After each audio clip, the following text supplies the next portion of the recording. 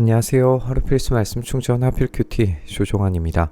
오늘 함께 나눌 하나님 말씀은 마가복음 11장 1절에서 11절까지 말씀입니다. 그들이 예루살렘 가까이에 곧 올리브산이 있는 벳바게와 베다니 가까이에 이르렀을 때에 예수께서 제자 둘을 보내시며 그들에게 말씀하셨다. 너희는 맞은편 마을로 가거라. 거기에 들어가서 보면 아직 아무도 탄 적이 없는 새끼 나귀 한 마리가 매어 있을 것이다. 그것을 풀어서 끌고 오너라. 어느 누가 왜 이러는 거요? 하고 물으면 주님께서 쓰시려고 하십니다. 쓰시고 나면 지체 없이 이리로 돌려보내실 것입니다. 하고 말하여라. 예수님과 제자들, 무리들이 이제 예루살렘 가까이에 도착했습니다. 여정은 예루살렘에서 클라이맥스를 맞이할 거예요. 예수님은 이 마지막 여정의 입성부터 메시지를 준비하십니다. 그건 바로 왕의 입장입니다. 예수님은 제자 둘을 보내시면서 아직 아무도 탄 적이 없는 새끼 나귀 한 마리를 풀어서 끌고 오라고 지시하십니다. 여기에서 세 가지 정도가 왕적인 행동으로 제시될 수 있는데요. 첫 번째는 왕은 어떤 동물이라도 징발할 수 있는 권리가 있고 예수님께서 그 권리를 행사하신다는 겁니다. 두 번째는 전통에 따라서 어느 누구도 왕에 탈 것을 탈 수가 없습니다. 즉 아무도 탄 적이 없는 동물의 가장 처음은 왕이 타야만 하는 거죠. 세 번째로는 나귀가 메어져 있다라고 하는 이 묘사에서 창세기에서 이 유다에 대한 야곱의 유언에서 앞으로 올 통치자가 자신의 나귀 새끼를 포도나무에 매는 것으로 묘사되는데 예수님은 그 유다의 자손으로서 이 예언된 왕임을 드러내 보이시려고 하는 거죠. 당연히 나귀를 임의로 끌고 가려고 한다면 반드시 거센 저항이 있을 수밖에 없습니다.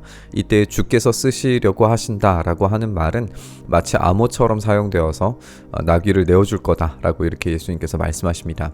여기에서 주께서라고 번역이 되어져 있는 이 단어가 퀴리오스인데 여기에서의 퀴리오스는 예수님을 지칭한다라고 우리가 제한해서 생각할 필요는 없을 것 같습니다. 오히려 아직까지 예수님을 주님, 퀴리오스라고 부르고 있다라고 하는 증거들이 훨씬 더 부족하다고 지적할 수 있어요.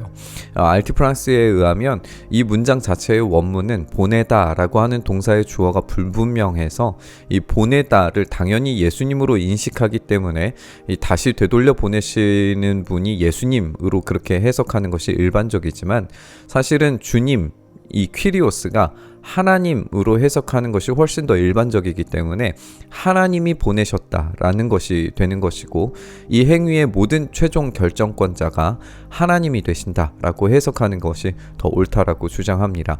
따라서 예수님께서 왕이 되시는 것도 왕으로서 나귀를 취하시는 것도 예언에 대한 성취도 결국에는 하나님의 주권적인 섭리 아래서 이루어지고 있는 것이고 그것을 예수님께서 주장하시고 이루어 가시고 성취하시는 것으로 자연스럽게 이해될 수 있다는 겁니다. 그들은 가서 새끼 나귀가 바깥 길 쪽으로 나 있는 문에 매어 있는 것을 보고 그것을 풀었다. 거기에 서 있는 사람들 가운데 몇 사람이 그들에게 물었다. 새끼 나귀를 풀다니 무슨 짓이오? 제자들은 예수께서 일러주신 대로 그들에게 말하였다. 그러자 그들은 가만히 있었다. 예수님께서 예견하셨던 시나리오와 지침이 그대로 이루어지고 있는 것을 우리가 보게 되죠. 앞서서 지적했던 것처럼 이 모든 것이 하나님의 섭리와 예정된 일이라는 것은 예수님께서 말씀하신 것들이 그대로 이루어지는 것으로도 확인할 수가 있습니다. 이 일은 일어나야 할 일들, 계획된 일들의 확인입니다. 사람들의 가만히 있음조차도 나귀를 끌고 올 수 있다는 사실의 확인입니다. 만약에 그렇지 않았다면 도둑으로 오인한 반대와 저항이 강해야 했겠죠. 그런데 예수님께서 알려주신 것처럼 주님께서 쓰시겠다라고 하는 말이 인정된 것은 분명히 하나님께서 이 일을 주도하고 계신다는 것을 보여주는 것으로 생각할 수 있습니다. 제자들이 그 새끼 나귀를 예수께로 끌고 와서 자기들의 겉옷을 그 등에 걸쳐 놓으니 예수께서 그 위에 올라타셨다. 많은 사람이 자기들의 겉옷을 길에다 폈으며 다른 사람들은 들에서 잎 많은 생나무 가지들을 꺾어다가 길에다 깔았다. 나귀는 누구도 타지 않았고 사용을 위해서 준비되지 않은 상태였기 때문에 안장이 없죠. 그래서 제자들은 자신들의 겉옷을 등에 걸쳐 놓습니다. 예수님이 타신 안장 없는 나귀는 그리 위험찬 모습은 아니었겠지만 많은 사람들의 호응하면서 이 거리에서 보여주는 모습은 대단히 영광스러운 모습으로 나타나고 있습니다. 사람들은 자기들의 겉옷을 길에다가 펴고 있어요. 이것은 일종의 레드카펫으로 열왕기 하에서도 이 예후가 왕위에 등극할 때의 비슷한 예시를 우리가 발견을 할 수가 있습니다. 또 나뭇가지를 꺾어다가 길에다 까는 행위 또한 절기 때 바닥에 깔았던 초목들이 사용되고 있는 것을 보게 되는데요. 분명히 초목들이 초막절 의식의 일부를 떠올리게 했을 것이고 이 초막절에 나무를 들고 흔드는 행위가 있었는데 그 모습을 보여준다라고 생각이 되기도 합니다. 어쨌든 마가복음 본문에서 그 나뭇가지들을 길에 깔게 됨으로써 영광스러운 왕의 입장을 이렇게 보여주고 있습니다. 그리고 앞에 서서 가는 사람들과 뒤따르는 사람들이 외쳤다. 호산나, 복되시다. 주님의 이름으로 오시는 분. 복되다. 다가오는 우리 조상 다윗의 나라여. 더없이 높은 곳에서 호산나. 예수께서 예루살렘에 이르러 성전에 들어가셨다. 그는 거기서 모든 것을 둘러보신 뒤에 날이 이미 저물었으므로 12 제자와 함께 베다니로 나가셨다. 예수님의 앞 뒤로 호산나라고 외치는 사람들이 가득합니다. 호산나라는 이 말은 시편 118편에 이제 우리를 구원하소서라고 하는 히브리어를 음역한 것으로 알려져 있습니다. 순례 시편에서 호산나는 환호로 사용되곤 했고 간청의 요소는 조금 축소되고 이 할렐루야 같이 찬양의 어떤 제의적인 외침처럼 사용되곤 했다고 학자들에 의하면 지적이 됩니다. 어쨌든 이들의 함성과 환호, 그들의 옷으로 깔려진 카펫과 절기 때 사용되던 나무들 이 모두가 왕의 등장과 입성을 축하하고 축복합니다. 그분은 다윗의 자손으로서 이 길을 가고 계십니다. 사실 오늘 본문의 장면은 스가랴 9장 9절에서 10절 말씀이 성취되는 것으로 보여지기도 합니다. 예루살렘이 환호할 때 겸손하신 왕께서 어린 나귀를 타고 들어오시리라고 예언되었었는데 예수님께서 이 장면이 그렇게 실현되는 것을 바라보시는 걸 우리가 읽게 되는 겁니다. 그런데 예수님께서 이런 환호성을 어떻게 받아들이셨는지에 대해서 정확하게 알 수는 없습니다. 물론 예수님께서 지금 이 상황을 긍정적으로 받아들이셨다고 보아도 좋은 것은 이 모든 상황들을 예상하셨고 직접 지시하셨기 때문이죠. 왕의 행차는 하나님 아버지의 섭리 아래에서 예수님의 주도로 이루어지는 것을 우리가 살펴봤습니다. 그런데 예수님께서 곧 이후에 다윗의 자손으로서 되실 왕에 대한 의문을 제시하실 거예요.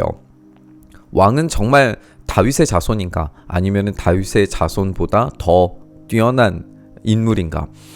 예수님은 다윗의 자손으로서의 왕, 또 사람들이 기대하는 왕을 뛰어넘으실 겁니다. 아직 사람들은 그 과정과 내용이 무엇인지에 대해서 제대로 파악하고 있지 않아요.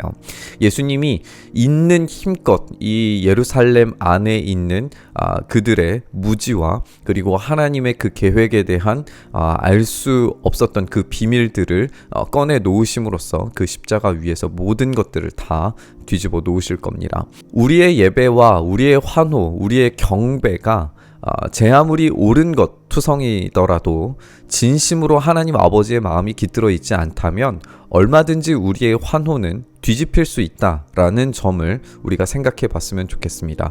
오늘 본문에서 무리의 이 환호가 곧 뒤이어서 예수님을 십자가에 못 박으라고 외쳤던 이 함성으로 뒤집어졌다라고 하는 것을 우리가 생각해 봐야 하는 거예요. 이전의 본문들에서 살펴본 것처럼 인사이더가 아웃사이더로 아웃사이더가 인사이더가 되는 이런 역전극은 언제든지 벌어질 수 있는 겁니다.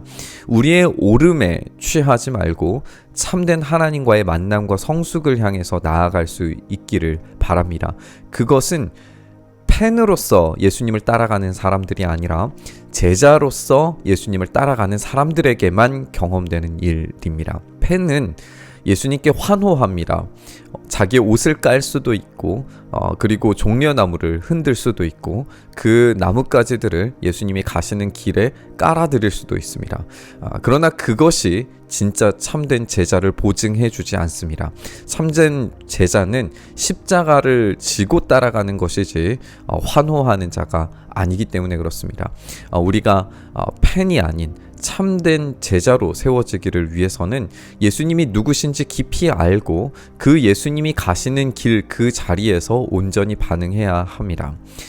예수님께서 하나님의 그 원대하신 계획에 순종하시면서 지금 이 다윗의 자손으로서 이 왕으로 이 성 안으로 들어가시지만 그것이 어떤 의미인지에 대해서 더 깊은 하나님의 섭리에 대해서 십자가에 달려 죽고 사셔야 될 것을 아셨던 것처럼 우리는 겉모습에 취하는 것이 아니라 그 본질적인 하나님의 마음에 반응해야 되는 줄 믿습니다. 그 참된 제자로의 삶을 우리가 다시 한번 결단하면서 묵상의 자리로 나아가시죠. 주님, 우리가 겉껍질로 이루어져 있는 환호성과 그리고 그런 꾸며짐에 우리의 마음이 현혹되지 않도록 주님 우리를 불쌍히 여기시고 긍휼히 여겨주시옵소서. 우리가 팬이 아니라 예수님의 참된 제자로 살아갈 수 있도록 주여 은혜 더하시고 오늘의 삶을 붙들어 주시옵소서. 이렇게 우리 가운데 함께 하셔서 주님의 제자로 살아가게 하시기를 간절히 바라고 소망하며 우리 주님 예수님 이름으로 기도드리옵나이다. 아멘.